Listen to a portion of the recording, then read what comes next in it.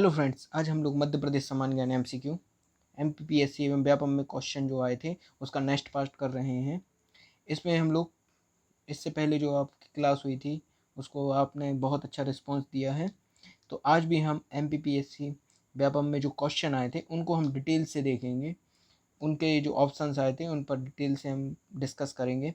आपके एमपीजीके की क्लास निहाल सर ले रहे हैं, तो आप वीडियो के अंत तक बने रहें एवं 25 एमसीक्यू को पूरा देखें एवं उनमें देखें कि आप पर कौन कौन से क्वेश्चन बन रहे हैं एवं उनके नोट्स बनाएं। नोट्स से क्या रहता है कि हम चीज़ें भूलते नहीं हैं, अगर हम भूलते हैं तो उनका रिवीजन हम अच्छे से कर लेते हैं कभी भी अपने नोट्सों को उठाकर। तो हम लोग चलते हैं क्वेश्चनों की तरफ। तो हमारा फर्स्ट क्वेश्चन है कि सोन नदी का उद्गम किस स्थान के समीप से हुआ है। तो आप सभी को पता होगा अमरकंटक से हुआ। अब सोन नदी की लंबाई कितनी है, तो सोन नदी की लंबाई है 780 किलोमीटर। कितनी? 780 किलोमीटर। अब सोन नदी पर परियोजनाएं कौन कौन सी हैं, तो सोन नदी पर परियोजना है बाणसागर परियोजना और सोनभद्र परियोजना, सोनभद्र नाथ परियोजना, सोनभद्रनाथ परियोजना है। और सोन नदी किसकी सहायक नदी है या किस नदी में मिलती है, तो यह गंगा नदी में मिलती है। कहाँ पर? पटना के पास। अब अमरकंटक की जानकारी तो हमने पिछली वीडियो में भी देखी थी, अनूपपुर वाले ज़िले में। तो हम देखते हैं आज खजुराहो। तो खजुराहो के ज़िले की जानकारी देखते हैं कि खजुराहो के अंतर्गत क्या क्या आता है। अब खजुराहो किस ज़िले के अंतर्गत आता है, तो खजुराहो आता है हमारा छतरपुर ज़िला। अब छतरपुर ज़िला किस संभाग के अंतर्गत आता है, तो यह आता है सागर। और सागर संभाग में कितने ज़िले हैं? 6 ज़िले हैं। ये तो हमारे छतरपुर ज़िले की हो गई। अब खजुराहो का देखें तो खजुराहो को यूनेस्को में कब शामिल किया गया था, तो यह किया गया था 1986 में, खजुराहो को यूनेस्को में। और यह मध्य प्रदेश का पहला स्थान था जिसे यूनेस्को में शामिल किया गया था 1986 में। और खजुराहो में क्या क्या है? अखिल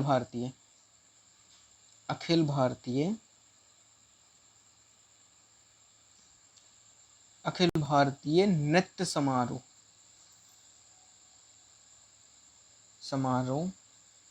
नेत्र, यह खजुराहो में होता है। और खजुराहो में पनीर षड्यंत्र केंद्र भी है। अब खजुराहो के हम लोग मंदिर के बारे में बातचीत करते हैं, क्योंकि मंदिर पर एक ना एक क्वेश्चन जरूर आता है। तो खजुराहो में कौन कौन से मंदिर, प्रमुख मंदिर देखते हैं हम लोग। कांदरिया महादेव मंदिर, यह खजुराहो का सबसे बड़ा मंदिर है। और लक्ष्मण मंदिर, जिसे लक्ष्मणा मंदिर भी कहते हैं, और यह विष्णु भगवान को समर्पित है।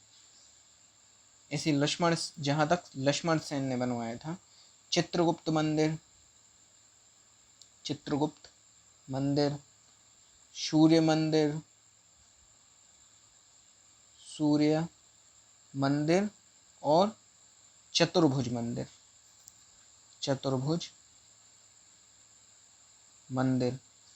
एक क्वेश्चन एमपी पुलिस में पिछली बार आया था कि खजुराहो में कितने मंदिर थे, तो खजुराहो में 84 मंदिर थे। और अभी कितने शेष बचे हैं, तो शेष अभी 25 मंदिर बचे हैं। इसके बाद हम लोग देखते हैं नेक्स्ट क्वेश्चन है भारत में 12 ज्योतिर्लिंगों में उनमें से 2 मध्य प्रदेश में हैं, वो कहाँ कहाँ पर हैं। तो यह पहला तो उज्जैन में है, उज्जैन में हम लोग ने देखा था, और दूसरा है ओमकालेश्वर में। अब उज्जैन को तो हमने उज्जैन ज़िले की पूरी जानकारी हम लोग ने पिछली वीडियो में देखी थी। तो अब हम लोग किस ज़िले की जानकारी देखेंगे, तो हम लोग देखेंगे ओमकालेश्वर। अब ओमकालेश्वर हमारा कहाँ पर है, तो यह पड़ता है खंडवा ज़िले में। और खंडवा ज़िले को कौन सा निमाड़ बोलते हैं, तो इसे बोलते हैं पूर्वी निमाड़ बोलते हैं। अब खंडवा ज़िले में क्या क्या है, तो खंडवा ज़िले में हनुमंतिया टापू, आप लोगों ने नाम सुना होगा। हनुमंतिया टापू को मध्य प्रदेश का गोवा या गरीबों का गोवा भी बोला जाता है। आपको पता होगा किशोर कुमार हैं जो अभिनेता हैं, उनका संबंध भी खजुराहो ज़िले से है। खंडवा जिले से, सॉरी। इसके बाद पुनासा बांध है जो नर्मदा नदी पर है, वह भी खंडवा पर है। इसके बाद संत सिंघाजी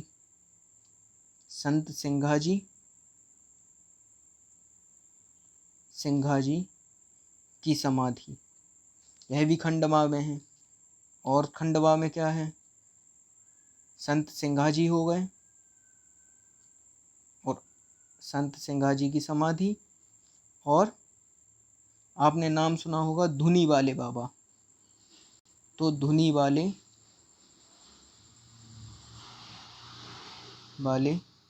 बाबा की समाधि भी या समाधि स्थल खंडवा जिले में है। इसके बाद चलते हैं हम लोग नेक्स्ट क्वेश्चन की तरफ चलते हैं। नेक्स्ट क्वेश्चन है हमारा, भारत में किस राज्य में अधिकतम वन या फॉरेस्ट कवर एरिया है? तो आप सभी लोगों को पता होगा कि मध्य प्रदेश में सबसे ज़्यादा फॉरेस्ट कवर एरिया है। अब मध्य प्रदेश में वनों का कितने % पाया जाता है? तो मध्य प्रदेश में वनों का 30% पाया जाता है। अब क्वेश्चन आता है, मध्य प्रदेश में वनों का राष्ट्रीयकरण कब हुआ था? तो वनों का राष्ट्रीयकरण हुआ था हमारे मध्य प्रदेश में 1970 में।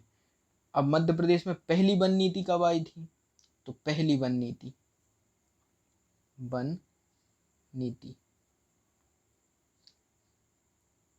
1952 मध्य प्रदेश में पहली वन नीति आई थी।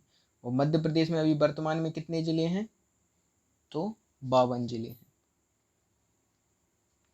और मध्य प्रदेश का गठन आप सभी को पता होगा कि 1956 राज्य पुनर्गठन आयोग के तहत इसका भी गठन हुआ था। इसके बाद चलते हैं हम लोग नेक्स्ट क्वेश्चन पर। नेक्स्ट क्वेश्चन है कि किन जिलों से कर्क रेखा नहीं गुजरती है? तो मध्य प्रदेश की किन जिलों से कर्क रेखा नहीं गुजरती है? तो आप सभी को पता होगा कि इंदौर और बालाघाट, इन दोनों जिलों से कर्क रेखा नहीं गुजरती है। तो अब किस किस कर्क रेखा मध्य प्रदेश के कितने जिलों से गुजरती है? 14 जिलों से। अब इन 14 जिलों के बारे में हम लोग देखेंगे। तो सबसे पहले हमारा रतलाम के बाद उज्जैन, फिर शाहजहाँपुर, राजगढ़,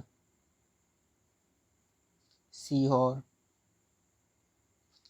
भोपाल, विदिशा, रायसेन,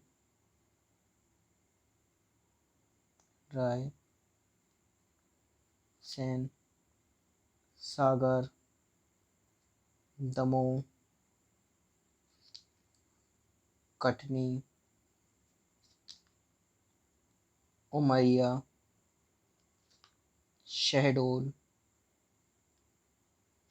और जबलपुर। तो यह मध्य प्रदेश के 14 जिले हैं जिनसे कर्क रेखा गुजरती है। अब इसमें देखो इंदौर भी नहीं है और बालाघाट नहीं है, तो हमारा सही आंसर क्या हो जाएगा? इंदौर और बालाघाट। इसके बाद चलते हैं हम लोग नेक्स्ट क्वेश्चन पर। नेक्स्ट क्वेश्चन है हमारा, उदयगिरी की गुफाएं कहाँ पर स्थित हैं?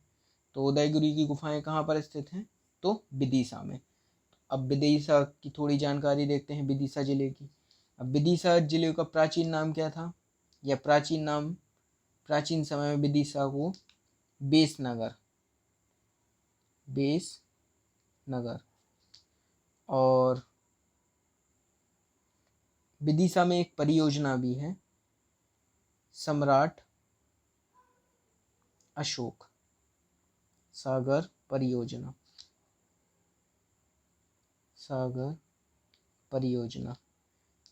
और सर्वाधिक चने की पैदावार किस जिले में होती है? तो सर्वाधिक चने की पैदावार विदिशा जिले में होती है।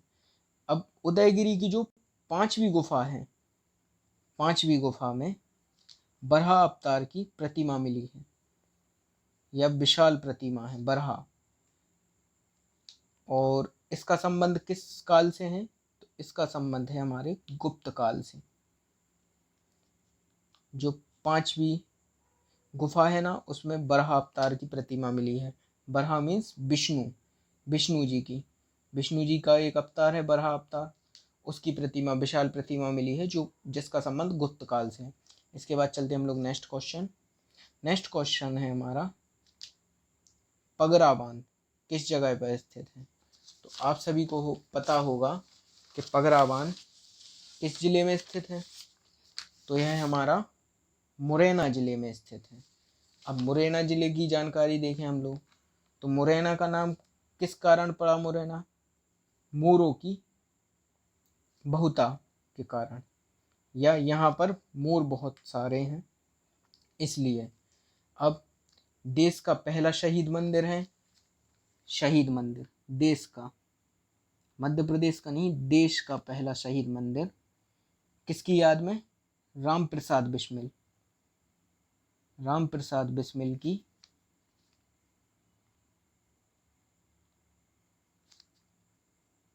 राम प्रसाद बिस्मिल, इनका नाम सुना होगा आपने। और लिंग अनुपात में दूसरे नंबर पर सबसे कम लिंग अनुपात, सबसे कम यानी दूसरा सबसे कम लिंग अनुपात कितना है? 840, यानी 1000 पर 840 लड़कियां हैं।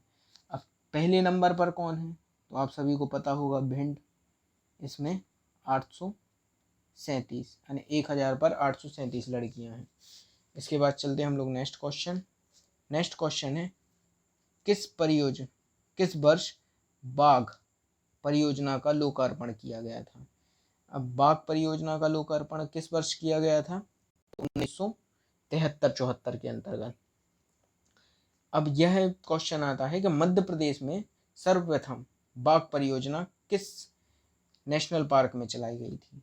तो आप सभी को पता होगा कि कान्हा नेशनल पार्क, कान्हा केसली, जो कि कहाँ पर है? मंडला में। और इसका क्षेत्रफल कितना है? तो 940 वर्ग किलोमीटर मंडला में है। और यह राष्ट्रीय उद्यान कब बना था? तो यह राष्ट्रीय उद्यान बना था 1955। इसके पहले एक बार अभी मध्य प्रदेश पुलिस में क्वेश्चन आया था कि कान्हा केसली है, उसे अभ्यारण्य कब बनाया गया था? तो यह है 1933 में इसे अभ्यारण्य, और 1955-56 में इसे नेशनल पार्क एवं 73-74, कई किताबों में 73 मिलता है, कई किताबों में 74 मिलता है, इसे टाइगर प्रोजेक्ट के अंतर्गत रखा गया था। अब कान्हा केसली में हम एक चीज़ और देखें तो यहाँ पर हालो घाटी और बंजर घाटी के लिए यह बहुत प्रसिद्ध है। और कान्हा केसली में हवाई पट्टी के लिए भी कान्हा केसली को जाना जाता है। इसके बाद चलते हम लोग नेक्स्ट क्वेश्चन। नेक्स्ट क्वेश्चन है हमारा कि ग्वालियर में पैदा प्रसिद्ध सरोज वादक कौन है? तो आप सभी को पता होगा कि अमजद अली खां, यह एक सरोज वादक थे। अब ग्वालियर की थोड़ी हम लोग जिले की जानकारी देखें तो ग्वालियर के किले का निर्माण किसने कराया था? तो या ग्वालियर के राजा, तो राजा सूरज सेन ने ग्वालियर के वंश की नींव डाली थी 525 ईस्वी में। अब ग्वालियर में और चीज़ें देखें तो ग्वालियर में मोहम्मद गौस का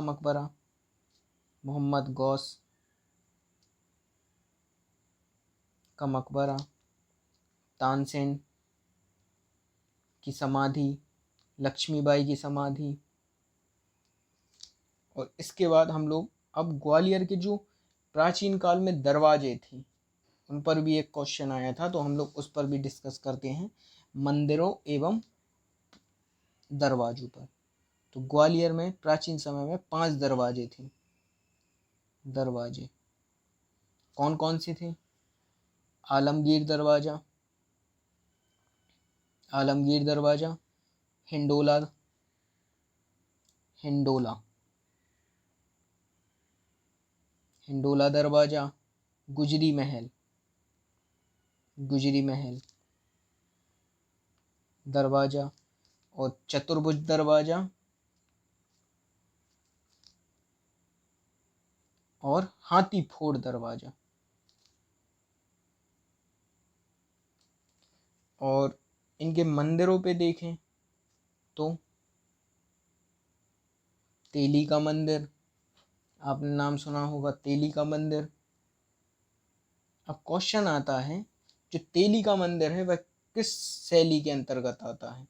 तो यह है द्रवण शैली, द्रवण शैली है उसका मंदिर है, जो मध्य प्रदेश में एकमात्र मंदिर है जो उत्तर भारत, ऐसे मंदिर उत्तर भारत में है बनाए जाते थे। और यह तेल के व्यापारियों ने बनवाए थे। किसके समय? मेहर भोज के समय। मेहर भोज जो उस टाइम पर ग्वालियर के राजा थे, मेहर भोज के समय। अब और ग्वालियर में क्या क्या है? तो ग्वालियर में आप लोगों को पता होगा कि एशिया का प्रथम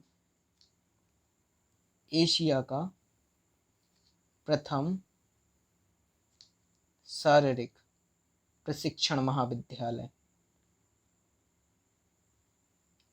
शारीरिक प्रशिक्षण महाविद्यालय है जो कि ग्वालियर में स्थित है। इसकी स्थापना कब हुई थी? तो स्थापना 1957 में हुई थी। अब हम लोग चलते हैं नेक्स्ट क्वेश्चन की तरफ कि हमारा नेक्स्ट क्वेश्चन क्या है। तो नेक्स्ट क्वेश्चन है मालवा क्षेत्र में महत्वपूर्ण शहर हैं। अब मालवा क्षेत्रों में महत्वपूर्ण शहर कौन कौन से हैं? तो यह है उज्जैन और इंदौर। उज्जैन की जानकारी तो हमने पिछले वीडियो में देखी, तो अब हम लोग देखते हैं इंदौर की कुछ। अब इंदौर, तो इंदौर को कौन सी राजधानी बोलते हैं? तो इसे हम व्यवसायिक या आर्थिक राजधानी बोलते हैं, और इसी के कारण इसे मिनी मुंबई भी बोला जाता है, मिनी मुंबई। और मध्य प्रदेश में मौसम वेधशाला कहाँ पर है? तो यह है मौसम वेधशाला, यह भी इंदौर में है। और सोयाबीन अनुसंधान केंद्र या सोयाबीन राष्ट्रीय अनुसंधान केंद्र, राष्ट्रीय सोयाबीन अनुसंधान केंद्र,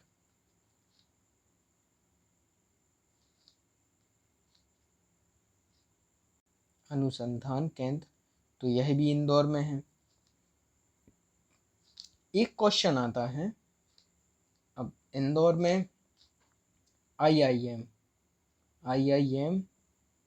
और आईआईटी, तो यह तो सबको पता है कि इंदौर में है, पर इनकी स्थापना कब हुई थी? तो आईआईएम की स्थापना हुई थी 1996 और आईआईटी की स्थापना हुई थी 2009। यह मध्य प्रदेश का एकमात्र ऐसा जिला है जहाँ पर आईआईएम और आईआईटी दोनों हैं।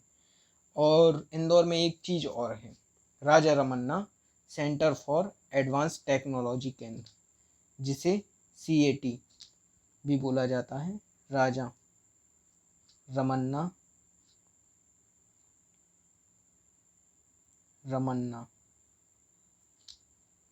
सेंटर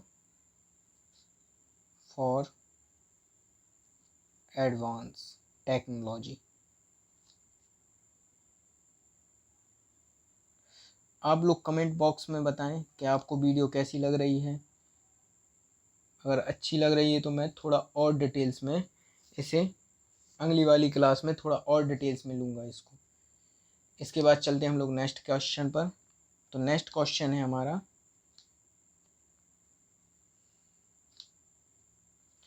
नेक्स्ट क्वेश्चन है कि किसे अभिज्ञान शकुंतलम एवं कुमार संबत या रघुवंशम जैसे प्रसिद्ध नाटक लिखे हैं? आप सभी को पता होगा कि कालिदास हैं जिसने अभिज्ञान शाकुंतलम, कुमार संभव एवं रघुवंशम जैसे नाट्य लिखे हैं। अब ये तो हो गई इनकी रचनाएं। अब थोड़ा हम कालिदास के बारे में देखें तो इनने और रचनाएं भी लिखी हैं। मेघदूतम इनकी प्रसिद्ध रचना है। अब ये किसके दरबार में रहते थे? तो यह राजा विक्रमादित्य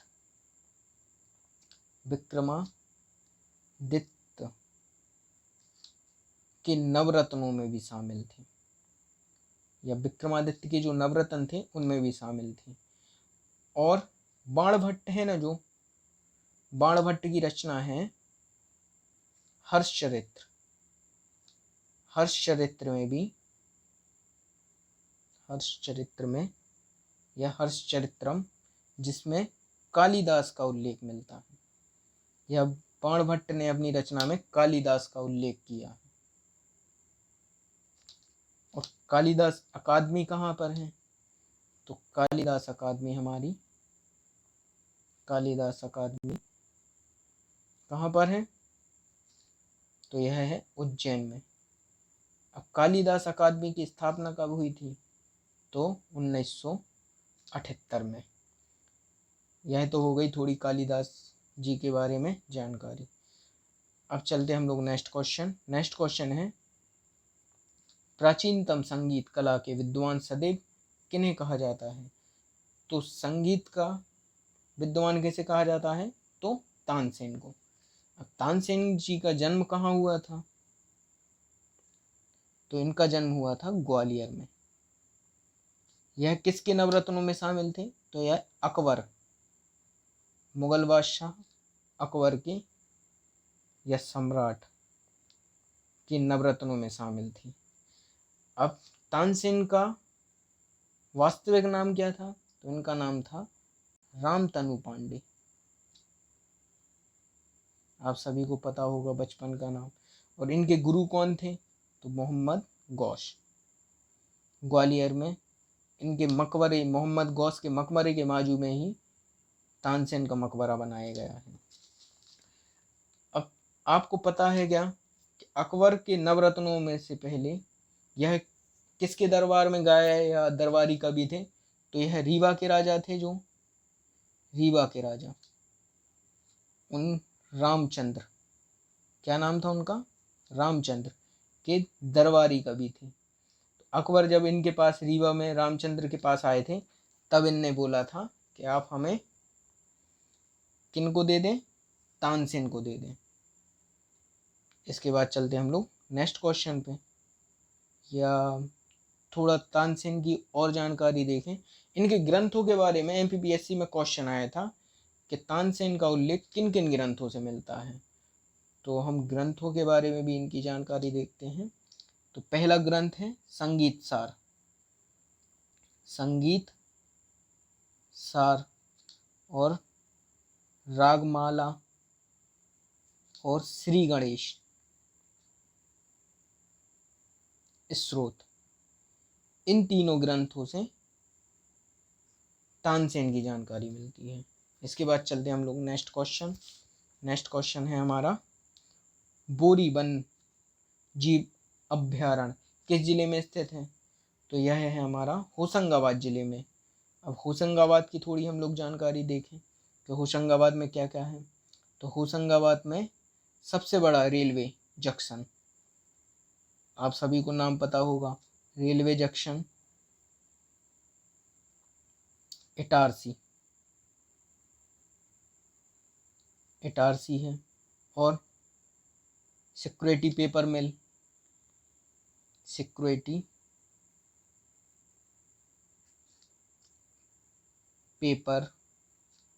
मिल और पचमढ़ी की रानी, क्वेश्चन आया था एमपी में कि सतपुड़ा की रानी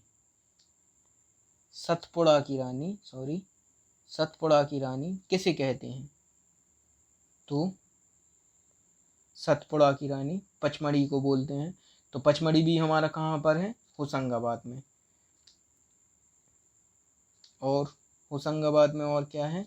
होशंगाबाद में माखनलाल चतुर्वेदी माखनलाल चतुर्वेदी की जन्मस्थली भी होशंगाबाद है। और इंदिरा प्रियदर्शनी पॉइंट, इंदिरा प्रियदर्शनी पॉइंट, यह भी हमारा कहाँ पर है? पचमढ़ी। इसके बाद चलते हैं हम लोग नेक्स्ट क्वेश्चन।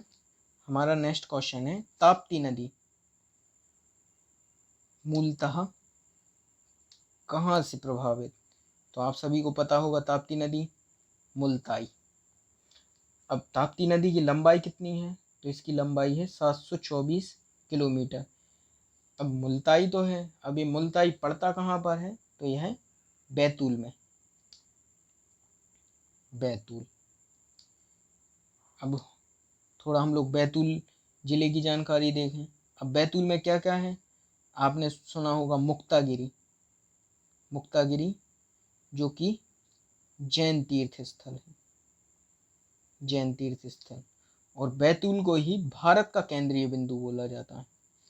और इससे पहली वाली वीडियो में हमने देखा था कि पृथ्वी का केंद्र बिंदु कौन सा था? तो मंगलनाथ मंदिर जो कि उज्जैन में है। तो और बैतूल में क्या क्या है? तो बैतूल में आपने सुना होगा 1930 में, आपको पता हो कि घोड़ा डोंगरी, घोड़ा डोंगरी, इसका नाम आपने सुना नहीं होगा, पर इनका नाम आपने जरूर सुना होगा, गंजन सिंह कोरकू। तो यह जंगल सत्याग्रह वाले गंजन सिंह कोरकू का नेतृत्व, घोड़ा डोंगरी वाले जंगल सत्याग्रह, यह बैतूल के पास ही पड़ता है। और इसके बाद आपने बैतूल में है आमला, अमला जो कि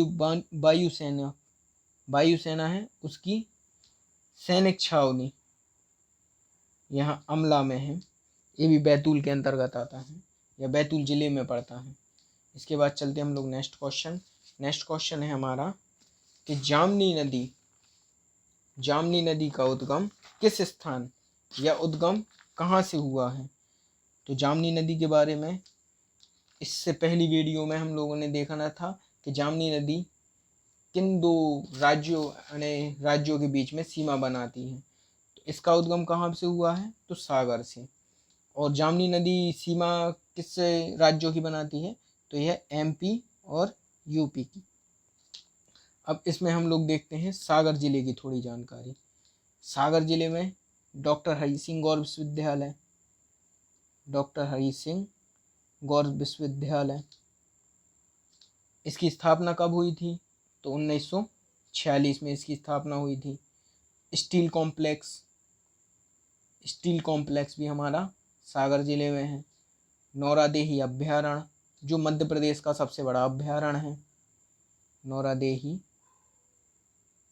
अभ्यारण्य। और मंगलगिरी का नाम सुना होगा आपने, मंगलगिरी जो कि जैन तीर्थ स्थल है। और मंगलगिरी के बाद आपने सागर में एरन का नाम सुना होगा, जहाँ से सती प्रथा के उल्लेख सर्वप्रथम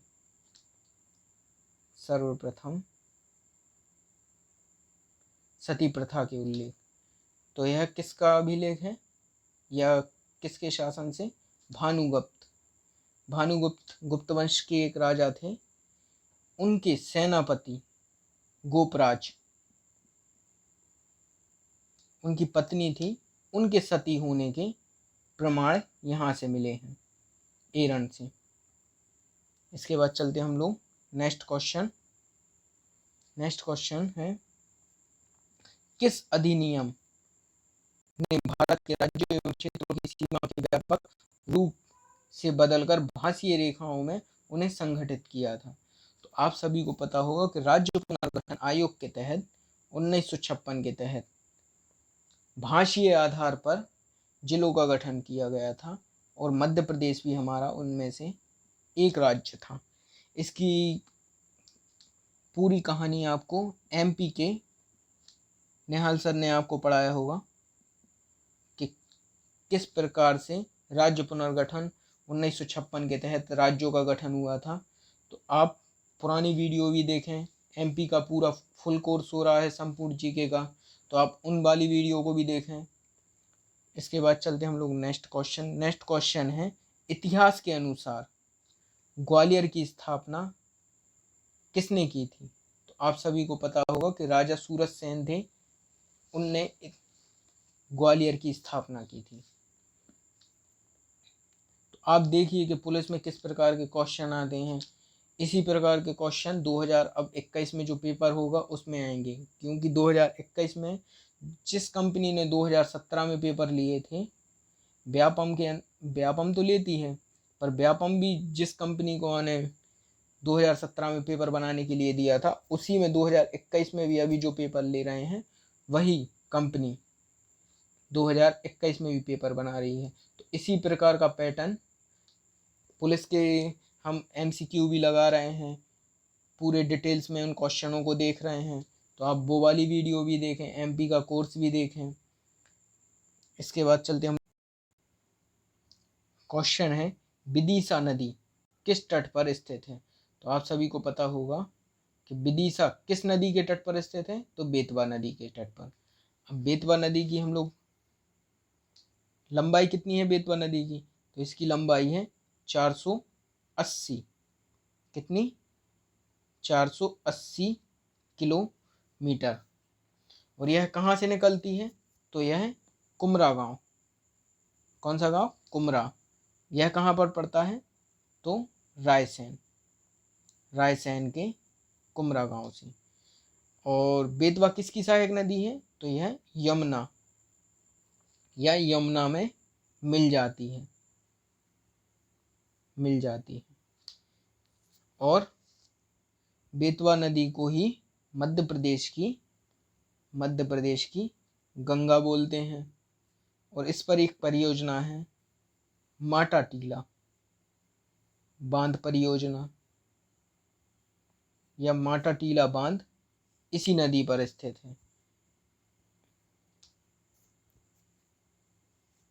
इसके बाद चलते हैं हम लोग नेक्स्ट क्वेश्चन। नेक्स्ट क्वेश्चन है, बेड़ाघाट नामक पर्यटन स्थल किस जिले में है? तो आप सभी को पता होगा कि भेड़ाघाट कहाँ पर है? तो जबलपुर में।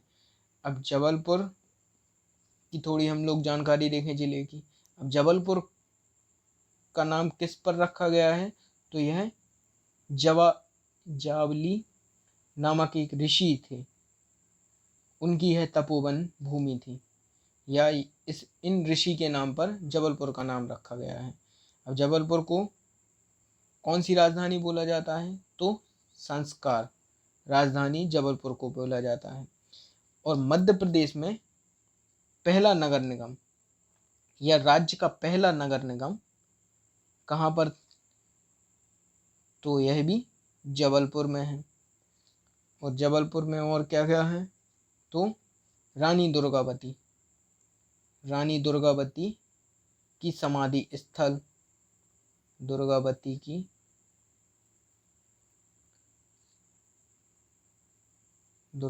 है उनकी समाधि स्थल कहाँ पर?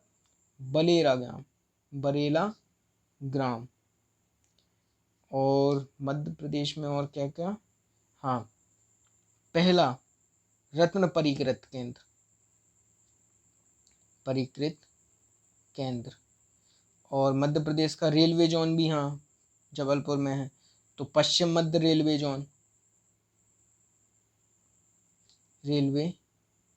जोन। और जबलपुर को हाँ आम जिले के नाम से भी, यहाँ आम जिलों की बहुता के कारण इसे आम जिला भी घोषित किया गया है। अब इसके बाद चलते हम लोग नेक्स्ट क्वेश्चन। नेक्स्ट क्वेश्चन है, मध्य प्रदेश में किसे पार्लियामेंट्री अवार्ड नहीं दिया गया है या नहीं जीता है? तो यह किसने नहीं जीता है? शिवराज सिंह चौहान ने। अब अटल बिहारी वाजपेयी, सुषमा स्वराज और अर्जुन सिंह ने जीता है। तो इनके सन क्या क्या हैं? तो 1900 1994 में अटल बिहारी वाजपेयी ने जीता था, और सुषमा स्वराज ने कब जीता था, तो 2000 और नहीं 2004 में सुषमा स्वराज ने जीता था। और अर्जुन सिंह ने कब जीता था, तो 2000 सन में। सुषमा स्वराज ने 2004 में और 1994 में अटल बिहारी वाजपेयी और अर्जुन सिंह ने 2000 में। इसके बाद चलते हम लोग नेक्स्ट क्वेश्चन। नेक्स्ट क्वेश्चन है, मध्य प्रदेश में किस नदी को भारत की सबसे कम प्रदूषित नदी, तो सबसे कम प्रदूषित नदी कौन सी है, तो यह है चंबल नदी। यह मध्य प्रदेश एवं भारत की दोनों में सबसे कम प्रदूषित नदी है। अब चंबल नदी की लंबाई कितनी है, तो चंबल नदी की लंबाई है 956 किलोमीटर। अब इनकी लंबाई थोड़ी कई किताबों में कम दी रहती है, तो हम एक एवरेज मान रहे हैं कि 956 किलोमीटर है। तो यह कहाँ से निकलती है, तो यह इंदौर के पास जानापाव पहाड़ी से निकलती है। अब इस नदी पर कौन कौन सी परियोजनाएं हैं, तो राणा सागर परियोजना, राणा प्रताप सागर परियोजना और गांधी सागर और जवाहर सागर। और यह कहाँ किस नदी में मिलती है, तो यह यमुना नदी में। कहाँ पर, इटावा के पास। इसके बाद चलते हम लोग नेक्स्ट क्वेश्चन है, संध्या अग्रवाल किस खेल से संबंधित रखती हैं, तो यह क्रिकेट खेल से संबंध रखती हैं। अब संध्या अग्रवाल किस जिले से संबंधित है, तो यह मध्य प्रदेश के इंदौर जिले से संबंधित है। अब इनका जन्म कब हुआ था, इनका जन्म हुआ था 9 मई 1963। और संध्या अग्रवाल को अर्जुन पुरस्कार से भी सम्मानित